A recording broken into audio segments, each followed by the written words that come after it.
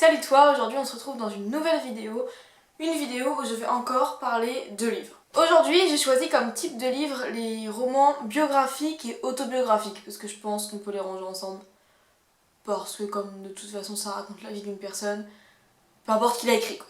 Je suis un peu frustrée de tourner cette vidéo et en même temps contente parce que je me rends compte que j'aimerais lire plus de biographies et d'autobiographies, mais j'ai l'impression que j'en ai pas lu assez, que je pourrais en lire beaucoup plus, il y en a plein qui m'intéressent. Et c'est frustrant en fait de faire une vidéo sur un sujet qu'on voudrait connaître davantage. Mais j'ai quand même décidé de faire cette vidéo maintenant parce que j'ai quand même environ, je crois, 12 livres à peu près. Ce qui est plutôt déjà pas mal pour une vidéo. Et j'allais pas attendre et en avoir beaucoup trop et devoir choisir. Déjà là j'ai dû en enlever certains que j'avais pas trop aimés parce que y a pas que des livres bien, encore une fois dans la vie. Donc là je vais vous présenter mes 10 ou 11, je sais plus, biographies ou autobiographies préférées. Le premier c'est un roman qui est à mon grand-père, donc que je n'ai pas à la maison, donc que je ne peux pas vous montrer, mais j'ai essayé de vous mettre une image là. Ça s'appelle Mary Stuart, c'est un roman de Stefan Zweig. C'est un roman qui raconte la vie entière en fait de Mary Stuart. Mary Stuart qui était, je vous le rappelle si vous ne vous en rappeliez plus, ou je vous l'apprends si vous ne le savez pas, reine d'Écosse, prétendante au trône d'Angleterre et veuve du roi de France. Et qui, dans sa vie politique, dans son ascension pour parvenir au trône d'Angleterre, n'a pas toujours fait les bons choix. Je sais qu'il y a un film qui est sorti il n'y a pas longtemps sur Mary Stuart, enfin peut-être qu'il s'appelle Mary Stuart mais je suis pas sûre, sur Mary Stuart et donc Elisabeth d'Angleterre parce que les deux sont très liés, déjà elles sont cousines et donc elles se faisaient la guerre pour le trône d'Angleterre. C'est un film avec Saoirse Ronan qui joue Mary Stuart et Margot Robbie qui joue Elisabeth d'Angleterre. Donc j'ai vu la bande-annonce, ça a l'air très bien, j'ai pas encore pu le voir. Donc ce livre est un gros pavé en vrai, hein, écrit en petit. J'ai mis du temps à le lire mais j'ai trouvé ce livre hyper intéressant. J'ai beaucoup aimé les personnages, comme je disais, Mary Stuart c'est une femme très forte et très caractérielle, disons. Et Elisabeth aussi. En lisant ce livre-là, on apprend sur Mary Stuart, mais aussi du coup sur toute l'époque qui va autour, et surtout les rois un peu de partout, les guerres et tout. Enfin, c'est hyper intéressant d'un point de vue historique aussi. J'ai beaucoup aimé parce que c'est un roman de par tous les détails, et je pense que Stefan Zweig a fait énormément de recherches sur Mary Stuart. Mais je pense qu'il a fait un travail de ouf parce que c'est hyper réaliste. Je pense qu'il a pas trop rajouté de fiction dans ce livre. Je pense que c'est surtout des choses vraies quoi. Donc voilà, je vous conseille ce livre là qui est vraiment super intéressant. Ensuite, le second livre c'est aussi un livre que je n'ai pas parce que je l'ai lu dans le cadre du prix concours je crois, quand j'étais en seconde, donc il y a 2 ans. Ça s'appelle Vincent qu'on assassine, c'est un livre de Marianne Jaglé, je crois. Je pense que la majorité d'entre vous savez que Vincent Van Gogh s'est coupé l'oreille à un moment de sa vie. Il a d'ailleurs fait des autoportraits avec son oreille coupée. Et ce livre en fait nous explique pourquoi il s'est coupé l'oreille, le pourquoi du comment, et en fait ça nous explique toute sa relation aussi avec le peintre Paul Gauguin. C'est un livre très intéressant parce que je trouve que Vincent Van Gogh est, je pense, bien représenté.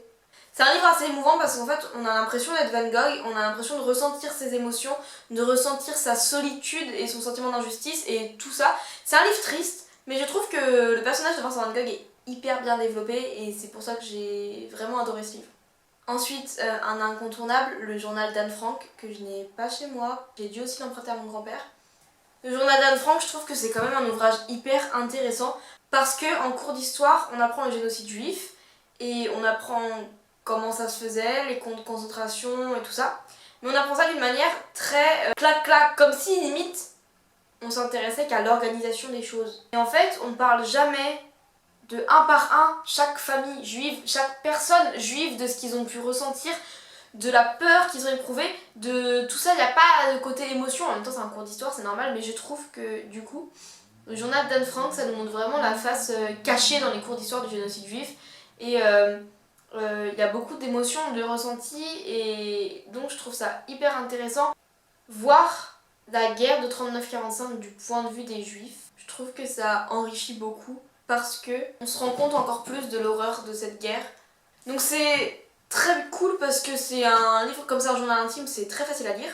Ça nous plonge du coup complètement dans la période de la guerre, donc c'est un roman un peu historique aussi. Même si, comme elle est cachée, elle n'a pas autant d'informations que nous maintenant. Enfin, elle sait pas forcément tout ce qui se passe, elle, vu qu'elle est cachée, elle n'a pas accès trop aux informations. Ce qui est parfait, c'est que comme ça, un journal intime, c'est forcément hyper réaliste. Donc voilà, ça se lit très vite et je pense que c'est un classique et que tout le monde devrait le lire, franchement. Ensuite, je vais vous présenter Persépolis. Donc là, bon, je n'ai pas pris que des romans, j'ai pris aussi 2 bandes dessinées. Donc Persépolis, qui est une bande dessinée qui a été faite, écrite et dessinée par Marjane Satrapi. Et donc c'est autobiographique. Ça parle de l'auteur qui habitait à Téhéran pendant son enfance, donc en Iran. Ça parle de la révolution islamique en Iran. Et puis ensuite, là, il y a 4 tomes. Le premier tome parle de la révolution islamique. Beaucoup, parce qu'elle est enfant dans le premier tome. Et ensuite, dans les autres tomes, ça parle aussi un peu de sa vie d'immigrée européenne et tout ce qui va autour. Donc Persépolis, j'ai adoré parce que c'est hyper facile à lire déjà. C'est écrit un peu comme si c'était l'enfant que Marjane Satrapi était qui parlait. Donc c'est hyper facile à lire. J'adore la façon dont c'est écrit, enfin c'est une BD et je peux vous montrer un peu l'intérieur. C'est des petits chapitres en fait avec des images simples et pas beaucoup de dialogue. Enfin si, un peu quand même, mais genre... J'adore comment c'est écrit. Ça nous apprend d'un point de vue historique sur la révolution islamique. Et c'est forcément très réaliste parce que c'est complètement autobiographique. Et je crois qu'elle a presque pas rajouté de fiction, je crois que c'est surtout sa vie. Ouais, souvent dans les autobiographies, il y a une part de fiction. Souvent, les auteurs prennent une part de leur vie et rajoutent et romancent un peu cette vie. Et dans les biographies aussi parce que les auteurs qui écrivent des biographies, ils savent pas forcément tout sur la personne dont ils écrivent la biographie. Et donc, ils peuvent rajouter des extraits, rajouter des choses qui collent forcément avec la personnalité du personnage, mais qui n'est pas forcément vrai.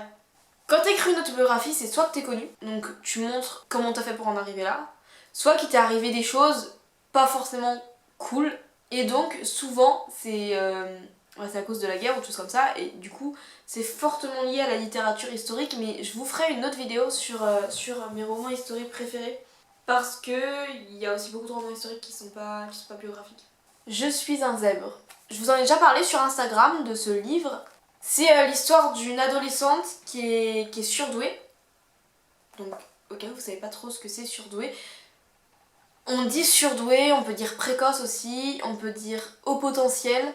Et il y a un autre mot qui a été lancé dans les années 2000, je crois. Je suis pas spécialiste, hein, mais c'est le mot zèbre. Donc pour vraiment éviter d'utiliser le mot surdoué qui peut être mal compris, ou le mot précoce qui peut aussi être mal compris, on utilise le mot zèbre qui veut montrer qu'on est différent. J'en parle dans une de mes vidéos qui est... je sais pas où est-ce qu'elle va s'afficher, mais je vais la mettre quelque part. Voilà, donc c'est pour ça que j'ai acheté ce livre à la base, parce que je suis précoce et du coup je voulais voir le parcours de quelqu'un d'autre. Parce que ce qu'il faut savoir, c'est que là, c'est l'histoire d'une adolescente qui se sent différente et qui fait une dépression qui va jusqu'à l'hôpital psychiatrique et qui fait un décrochage scolaire. Enfin, c'est vraiment dans l'extrême, quoi. Elle a vraiment vécu dans l'extrême. J'ai l'impression que quand on parle des enfants surdoués, par exemple la télé, ou ouais, la télé, on montre toutes les facettes du style oui, mon enfant surdoué, il est hyper fort, il sait faire ça hyper bien, il sait faire ça hyper bien, il sait faire ça hyper bien, c'est des génies. Sauf qu'il y a plusieurs catégories en fait d'enfants surdoués. Tous les enfants surdoués ne sont pas forcément des génies. Moi je suis pas une génie, je sais pas, j'ai pas inventé de nouvelles langues, je sais pas jouer de la musique parfaitement, il y a rien que je sache faire hyper parfaitement, enfin je suis pas extraordinaire quoi. Et donc il y a plusieurs catégories, et il y a aussi la catégorie d'enfants surdoués qui se sentent complètement mal dans leur peau et qui, ça peut aller très très loin. Donc voilà, ce livre ça parle de ça, d'une adolescente surdouée, pas comme à la télé. Après moi je me suis pas trop reconnue dans ce livre parce que elle c'est vraiment extrême ce qu'elle vit. Moi je suis hypersensible,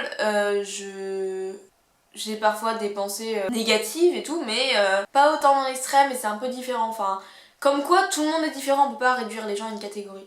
Et donc c'est super facile à lire parce que c'est une autobiographie, c'est elle qui l'a écrit et elle a quel âge? 16 ans je crois ou 17 ans. Et comme c'est un journal, c'est forcément très réaliste. Faut pas douter de ce qu'elle dit en fait, tout ce qu'elle dit, tout ce qu'elle a traversé c'est réaliste. Donc voilà, je sais pas si j'ai aimé ce livre, je l'ai relu il y a pas longtemps, je sais pas si j'adore. Moi je trouve que ça me plombe un peu le moral, mais je trouve qu'il est très intéressant en tout cas. Voici un livre que j'ai lu, je pense au moins 10 fois. Déjà regardez comment c'est écrit assez gros, avec des chapitres assez petits. Et c'est petit donc ça se lit vite. C'est un livre plutôt pour les enfants. Je sais pas s'il y a écrit à partir de... Il y a écrit collège, bon. C'est plutôt pour les enfants, mais je le conseille à tout le monde parce que il se lit rapidement et moi je l'ai adoré. C'est un de mes livres préférés, vraiment. Ça parle de la vie de Néfertiti, de sa rencontre avec Amenophis, qui s'appellera plus tard Akhenaton, jusqu'à sa mort en passant par ses grossesses multiples, parce qu'elle a eu 6 ou 7 enfants. Donc c'est très facile à lire vu que c'est censé être pour les collégiens. Mais les collégiens genre 6ème, non pas les collégiens 3ème. Vraiment c'est hyper facile à lire. Les personnages sont super cool. Enfin moi je suis fascinée par l'arbre généalogique des familles royales et tout. Et donc là la famille royale égyptienne, je suis fascinée par tout ça. Par tous ses enfants et tout, les noms de ses enfants. La relation entre Néfertiti et son mari, les parents de son mari. Enfin moi ça me fascine, je trouve ça hyper intéressant les personnages et tout. Et c'est aussi un peu historique, même si ça parle pas d'un événement en particulier historique. Mais c'est quand même, je dirais, un roman un peu historique parce que ça nous plonge dans l'Égypte à l'époque du 14e siècle avant Jésus-Christ. Voilà, c'est cool. Alors, la deuxième BD, qui est magnifique je trouve, ça s'appelle Miss Davis. Donc je vais pas pouvoir vous en parler en détail parce que j'ai lu que le premier chapitre. Et ça fait au moins 1 mois et demi. J'ai vraiment du mal avec les BD à garder le rythme. Soit je les lis en une fois, mais vraiment en une traite, si c'est des BD courtes. Sauf que des BD comme ça, j'ai du mal à rester dessus sur le long terme en fait. Moi, les romans, je lis un chapitre par soir, mais les BD, j'ai du mal à lire souvent. Donc là, il faudrait vraiment que je recommence et que je lise vraiment sur le long terme, quoi. Mais, en gros, Miss Davis, ça parle du parcours de militante de Angela Davis. C'est très facile à lire, en tout cas, comme c'est une bande dessinée, c'est assez simple à lire. J'aime bien la façon dont c'est écrit, j'aime bien la bande dessinée, je trouve que les dessins ils sont beaux. Enfin, il y a des couleurs très simples comme ça, et des fois il y a des pages comme ça, vous voyez, qui sont... Ouais, j'adore les dessins, je trouve qu'ils sont trop beaux. Je trouve en fait cette BD elle est trop belle, du coup elle donne envie de lire. C'est surtout, je pense, très réaliste. À mon avis, il n'y a pas énormément de fiction là-dedans. J'adore déjà, même si je l'ai pas lu en entier. Ensuite, un autre roman dont je vous ai déjà parlé sur Instagram, Monkey Diaries, c'est le journal intime de Jane Birkin. Donc c'est le premier tome. Là, ce journal intime, ça parle de sa vie, de sa naissance, enfin de son adolescence, de son enfance-adolescence, jusqu'à sa séparation avec Gainsbourg. Donc ça parle de son parcours d'actrice et de chanteuse et de sa vie avec Serge Gainsbourg qui prend quand même une grosse part du journal. Voilà, c'est très simple à lire vu que c'est un journal intime encore une fois. Et c'est aussi forcément très réaliste parce que c'est un journal intime quoi. Donc c'est forcément très réaliste ça. Et puis ça on apprend plus sur Serge Gainsbourg aussi, pas que sur Jane Birkin du coup. L'avant-dernier roman c'est un roman qui me fait peur. J'ai peur de l'illustration du dessus. J'ai peur des aiguilles, donc si vous avez peur des aiguilles, fermez les yeux, je vous dis quand les ouvrir. Voilà, c'est l'herbe bleue. Vous pouvez rouvrir les yeux. En fait c'est le journal intime d'une jeune droguée. Mais c'est un vrai journal intime d'une vraie jeune droguée. Qui avait 15 ans. C'est très simple à lire parce que c'est un journal intime. Et c'est très réaliste parce que c'est un journal intime. Et c'est une claque dans la gueule parce que tu te rends compte à quel point c'est simple de rentrer dans ces choses-là comme la drogue et tout et de plus pouvoir en sortir et c'est hyper intéressant et je pense que c'est bien de le lire jeune, enfin moi j'ai lu à 15 ans parce que déjà l'autrice de ce journal avait 15 ans donc je pense qu'on peut mieux parvenir à la comprendre et parce que c'est un peu une campagne de sensibilisation à lui seul ce livre, hein. Même l'illustration juste tout seul. Voilà, là je vous ai parlé de tous les romans vraiment biographiques et vraiment autobiographiques. Maintenant je vais juste vous parler de mon autrice préférée qui s'appelle Amélie Nothomb et qui a écrit 3 livres qui sont pas, disons, ils sont pas complètement autobiographiques, mais il y a quand même beaucoup d'éléments autobiographiques dedans. Enfin, il y a beaucoup en fait, on n'arrive pas trop à distinguer la fiction de la réalité. Mais ces 3 livres sont biographie de la fin. Ça explique d'abord son enfance et tout. Ensuite, il y a Stupeur et tremblement, qui parle de son travail dans une entreprise au Japon. Et il y a Ni Dev ni Adam qui parle de son histoire d'amour avec un japonais. Donc je sais pas trop quelle part de ces romans est réelle, quelle part est fictive. Mais en tout cas, je considère pas ça comme de la triche parce qu'elle s'inspire vraiment de sa vie. Et c'est intéressant. Mais voilà, je dirais pas que c'est non plus des autobiographies, mais c'est des romans, disons, à caractère autobiographique, à inspiration autobiographique. Et la dernière œuvre dont je voulais vous parler, qui n'est pas un roman, c'est plutôt justement une biographie, autobiographie. En fait, c'est comme une interview, c'est des entretiens. En fait, c'est ce livre merveilleux de Tim Burton. C'est un peu comme une interview de Tim Burton. En fait, c'est des entretiens avec Mark Salisbury. Donc Mark Salisbury lui pose des questions et Tim Burton répond. Et c'est, voilà, vous voyez à quel point je l'aime, j'ai mis des post-it partout et bon, j'ai surligné beaucoup toutes ces pages. Donc c'est super génial parce que déjà c'est divisé par chapitre et chaque chapitre parle un peu d'un film. C'est en même temps autobiographique et en même temps ça parle beaucoup de cinéma et de la façon dont il a réalisé ses films et c'est ça qui est le plus important. Mais il arrive quand même en même temps à parler un peu de lui. Il y a tout un chapitre qui est consacré à son enfance et c'est super génial et c'est tous les dessins qu'on retrouve dedans qui sont un peu glauques. Ce sont des dessins de Tim Burton. Et donc, forcément, j'ai pas fini parce qu'un livre comme ça se lit pas d'une traite. Enfin, tu peux le lire un peu quand tu veux. Mais vraiment, je l'adore. Déjà, je trouve qu'il est magnifique et il est merveilleux. Enfin, si vous aimez les films de Tim Burton, si vous aimez Tim Burton, si vous vous sentez parfois proche de Tim Burton, et lisez ce livre. Voilà, j'espère que cette vidéo vous a plu, que vous avez découvert certains livres parce que j'ai pas parlé que de livres hyper connus. Et voilà, si vous voulez m'indiquer en commentaire quel livre vous avez lu, quel livre vous allez lire, si cette vidéo était intéressante, je vous en prie. Et je vous dis à dimanche prochain. Bisous!